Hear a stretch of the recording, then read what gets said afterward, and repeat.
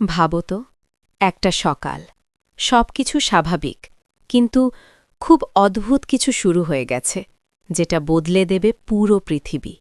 মানুষ যখন অন্যায়ে ডুবে যাবে, ঠিক তখন একজন আসবেন, ইমাম মাহদী।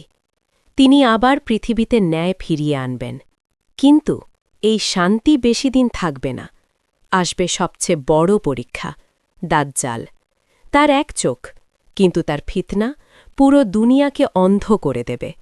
ঠিক তখনই আকাশ থেকে নেমে আসবেন ঈসা আলাইহিসসালাম।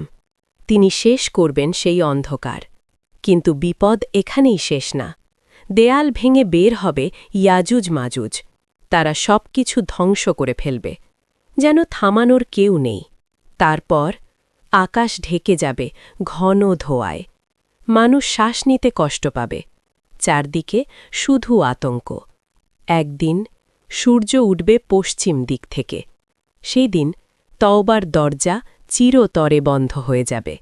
মাটি ফেটে বের হবে এক অদ্ভুত সৃষ্টি, যে চিহ্ন দিয়ে দেবে কে সত্য আর কে মিথ্যা। তারপর দূর থেকে আসবে এক আগুন, ধীরে ধীরে সব মানুষকে তাড়িয়ে নিয়ে যাবে শেষ জমায়েতের দিকে। আর তারপর একটা শব্দ, সিংগায় ফুঁ দেওয়া হবে। পাহাড় ভেঙে যাবে, সমুদ্র উত্তাল হবে। সব কিছু শেষ। আজ আমরা বেঁচে আছি, হাসছি, ভুলে আছি, কিন্তু সেই দিন খুব দূরে না। প্রশ্নটা শুধু একটা, তুমি প্রস্তুত তো?